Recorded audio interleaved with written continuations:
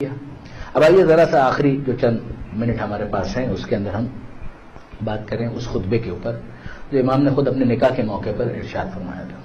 اس کے الفاظ اتنے خوبصورت ہیں کہ میں کئی مرتبہ تو مجلسوں کے اندر بھی اس کو پڑھ چکا ہوں.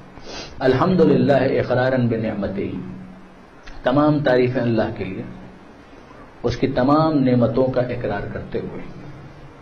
ولا الہ الا اللہ اخلاصا لوحدانیتہ، اللہ کے سوا کوئی معبود نہیں، ہم پورے خلوص کے ساتھ اس کی توحید کی گواہی دیتے ہیں.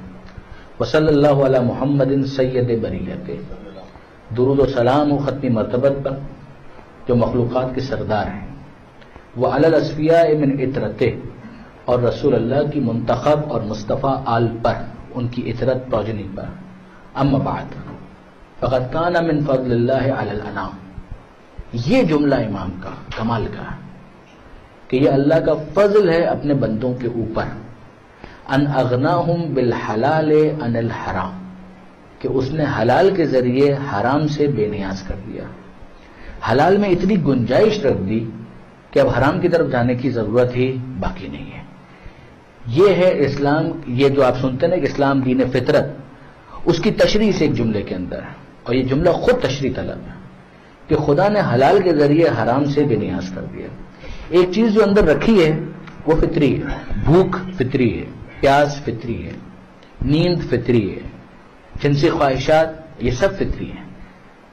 یہ فطری تمام تر چیزیں رکھنے کے بعد ایک طریقہ یہ ہو سکتا تھا کہ انہی کے اوپر پابندی لگا دی جائے، جو کرسچینٹی کے اندر کیا گیا، مناسٹسزم والی بات کی گئی کہ روحانیت کی طرف جاؤ، یہ چیزیں تمہیں خدا سے دور کر دیں گی. اسلام دین فطرت ہے، یعنی فطری جو بھی چیز ہے اس کو ایبسولوٹلی بین نہیں کیا جائے گا، اس کو چینلائز کیا جائے گا، اس کو سمت دی جائے گی. امام فرماتے ہیں اما بعد فقد کان من فضل اللہ علی الانام، یہ اللہ کا فضل ہے اپنے بندوں کے اوپر کہ اس نے حلال کے ذریعے حرام سے بے نیاز کر دیا. جو چیز فطری ہے اس کو بین نہیں کیا پروردگار نے. بھوک رکھی ہے تو باہر غذا کے لیے چوائس دی.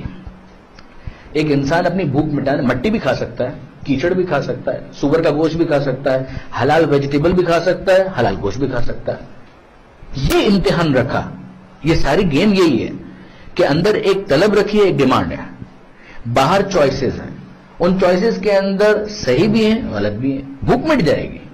امتحان یہی ہے کہ اس بھوک کو مٹانے کے لیے وہ کس کی طرف جاتا ہے.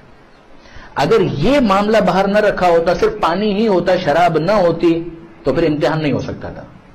پانی بھی رکھا، شراب بھی رکھی، دوسری چیزیں بھی رکھ دیں، اور اندر پروردگار عالم نے طلب بھی رکھ دی. اس طلب کے تقاضوں کو بین کر دیا جائے تو اسلام دین فطرت نہیں ہے. کہا کہ نہیں، تمہیں پیاس لگے گی، ہم نے تمہیں پیدا کیا ہے، لہذا تم پانی کی تلاش میں جاؤ. جیسے ہم نے ایک مشروب دیکھا، پروردگار نے کہا یہ حلال ہے، یہ حرام ہے، یہ امتحان ہو گیا یہاں سے. اب اس کے بعد انسان کی چوائس ہے کہ وہ اس کی طرف جاتا ہے یا اس کی طرف جاتا ہے. اگر وہ حلال کی طرف جائے، اس کو حرام کی طرف جانے کی کوئی ضرورت نہیں ہے. حلال سے حرام کو انسان کو بے نیاز کر دے کہ ضرورت نہیں، اٹ از ناٹ ریکوائرڈ، وہ ڈونٹ گو دیئر. پھر رکھا کیوں؟ تاکہ اسی کے ذریعے امتحان کہ تم کرتے کیا ہو. اسی طریقے سے انسان کے اندر بھوک رکھی. خدا یہ نہیں کرے گا کہ انسان کو کہے تم عجیب ہو، تم کو بھوک کیوں لگتی ہے. ارے بھوک کوئی ہم نے کسی جگہ سے لے کر آئے، پروردگار تو نے بنایا ہے، تو نے بھوک رکھی ہے. ہنگر تیری طرف سے، کریکٹ، یہ فطری ہے، کریکٹ. تو اب اس کا کیا کیا جائے؟ وہ کرنا کیا ہے؟ بھوک کو مٹاؤ. کیسے مٹائیں؟ مٹی بھی کھا سکتے ہیں، سور کا گوشت بھی کھا سکتے ہیں، حلال گوشت بھی کھا سکتے ہیں، ویجیٹیبلز بھی کھا سکتے ہیں. بھوک مٹ جائے گی. کہ اللہ نے حلال کے ذریعے حرام سے بے نیاز کر دیا. اب کیوں جاتے اس کی طرف؟ کیوں؟ چھوڑ دو اس کو. کیوں چھوڑ دیں؟ کہ یہی تو امتحان ہے، یہی تو امتحان ہے. اسی طریقے سے انسان کی جنسی خواہشات ہیں، جو سیکشول ڈیزائرز پروردگار عالم نے رکھی، فطری ہے. اگر اسلام یہ کوشچن کرے کہ تم عجیب ہو، تمہارے اندر یہ ہے کیوں، تو یہ الزام ہم پر نہیں آئے گا، یہ خدا پر الزام آئے گا. خدا نے رکھا، بالکل رکھا. اب خدا یہ کہتا ہے کہ ایک حلال طریقہ ہے، ایک حرام طریقہ ہے. نکاح کے ذریعے سے تم حلال آپشن کی طرف جاؤ، حرام کی طرف مت جاؤ. اس حلال کے ذریعے خدا نے اس حرام سے تم کو بے نیاز کر دیا. حلال غذا کے ذریعے حرام غذا سے بے نیاز کر دیا. حلال مشروب کے ذریعے سے حرام ڈرنک سے بے نیاز کر دیا. اور حلال طریقہ نکاح سے انسان کو ایڈلٹری سے اور زنا سے بے نیاز کر دیا. معاذ اللہ.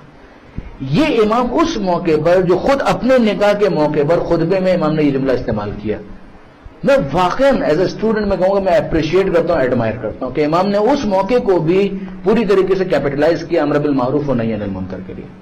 پھر اس کے بعد امام کا اما بعد فقد کان من فضل اللہ علی الانام ان اغناہم بالحلال عن الحرام. اس کے بعد ایک آیت پڑھتے ہیں، 2 حدیثیں پڑھتے ہیں اور بات ختم کر دیتے ہیں. جو آیت امام پڑھتے ہیں وہ سورہ نور کی ہے، 24واں سورہ قرآن مجید کا، جو خاص طور پر ویسے تو سب کے لیے، خاص طور پر خواتین کے لیے تاکید ہے کہ سورہ نور کو ضرور اسٹڈی کریں. تاکید معصومین کی طرف سے کہ 24 چیپٹر قرآن مجید کا سورہ نور، تاکید ہے کہ اپنے گھر کی خواتین کو، اپنی بیٹیوں کو سورہ نور کی تعلیم دو.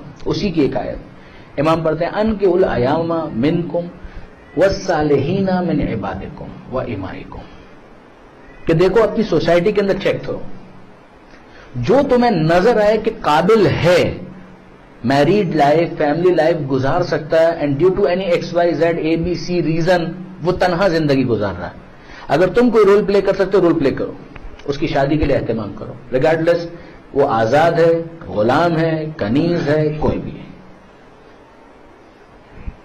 بیچلر ہے، ویڈو ہے، طلاق کی وجہ سے سنگل لائف گزار رہا ہے، اسپاؤس کے انتقال کی وجہ سے تنہا زندگی گزار رہا ہے، گو فار اٹ، ٹرائی کرو، کوشش کرو اس کے لیے. اتنی تاکید خود قرآن مجید کے اندر آیت پروردگار نے نازل کر دی کہ کوشش کرو، ایفرٹ کرو. انکحوا الایام منکم والصالحین من عبادکم وامائکم ان یکونوا فقراء یغنیہم اللہ من فضلہ. یہ امام کہتے ہیں کہ اگر یہ فقیر ہوں گے تو اللہ اپنے فضل سے ان کو غنی کر دے گا. اب یہ غنی کے لفظ سے جیسے سنتے ہیں اس کے فوراً بعد آ کر مولانا کا گریبان تھام کے پکڑ دے، وہ تو غنی ہے، شادی کرنے کے بعد کروڑ پتی ہو جانا چاہیے، ارب پتی ہو جانا چاہیے. ایسا نہیں ہے. غنی کا مطلب کیا ہے؟ غنی کا مطلب ہے جو اپنے ایکسپینسز کو میٹ کر سکے، اپنے خرچے اٹھا سکے. یعنی وہ ایفرٹ جو تم پہلے کر رہے تھے اور وہ ایفرٹ جو تم شادی کے بعد کرو گے، برکت اس میں زیادہ آئے گی. پروردگار عالم اس کے اندر برکت ڈالے گا، تم اپنے خرچے اٹھا سکو گے. لیکن اگر کوئی انسان دنیا داری کے ساتھ، اب اس کے تو پھر اینڈ ہی نہیں ہے کچھ بھی. ان یکونوا فقراء یغنیہم اللہ من فضلہ واللہ واسع علیم. اللہ وسعت والا ہے، اللہ علم والا ہے. اور پھر امام وہ حدیث پڑھتے ہیں کہ النکاح من سنتی ومن رغب عن سنتی فلیس منی، کہ پیغمبر نے فرمایا کہ نکاح میری سنت ہے اور جو میری سنت سے ہٹ جائے پھر اس کا مجھ سے کوئی تعلق نہیں ہے. یعنی آپ اندازہ کریں کہ ایک طرف پورا ایک کانسیپٹ یہ بنا ہوا ہو کہ اگر کوئی نکاح کرتا ہے، شادی کرتا ہے، اس کا مطلب خدا سے دور ہو جاتا ہے، اور دوسری طرف اسلام کی طرف سے یہ بات ہے. اور پھر اس کے بعد دوسری حدیث امام تقی پڑھتے ہیں اور وہ یہ ہے کہ تناکحوا وتناسلوا تقصروا فانی اباہی بکم الامم یوم القیامہ ولو بالسقط، کہ اپنی نسل کو آگے بڑھاؤ، تناکحوا وتناسلوا تقصروا، اپنی تعداد بڑھاؤ. انی اباہی بکم الامم یوم القیامہ، کہ میں قیامت کے میدان میں تمہاری تعداد پر فخر کروں گا، چاہے وہ ایبورٹڈ چائلڈ ہی کیوں نہ ہو، چاہے وہ بچہ ہی کیوں نہ ہو کہ جس کے ایبورشن کی وجہ سے وہ اس دنیا میں نہیں آ پایا، یعنی کوئی انٹینشنلی ایبورشن نہ ہو، یعنی ڈیو ٹو اینی ریزن، کسی وجہ سے وہ نہیں شفٹ ہو گیا، نہیں آ پایا، میں اس پر بھی فخر کروں گا. یہ بات اپنے ذہن پہ رکھیے گا کہ بچہ ایسا ہو کہ جس کے اوپر پیغمبر فخر کر سکیں. یہیں پر تربیت کا پورا میسج ساتھ ساتھ لگا ہوا ہے کہ وہ بچہ جو اس دنیا میں نہیں آ سکا اس میں تو تم کچھ نہیں کر سکے، لیکن جو دنیا میں آیا پھر وہ کیسا ہوگا کہ جس پر پیغمبر فخر کر سکیں، جس کی تربیت جڑی ہوئی ہے، کہ ایسی تربیت اس کی ہو کہ وہ واقعاً اہل بیت کا ماننے والا ہو، علی کا ماننے والا ہو، پیغمبر کا ماننے والا ہو، پنجتن کا ماننے والا ہو، جس پر قیامت کے میدان میں خود پیغمبر فخر کر سکیں.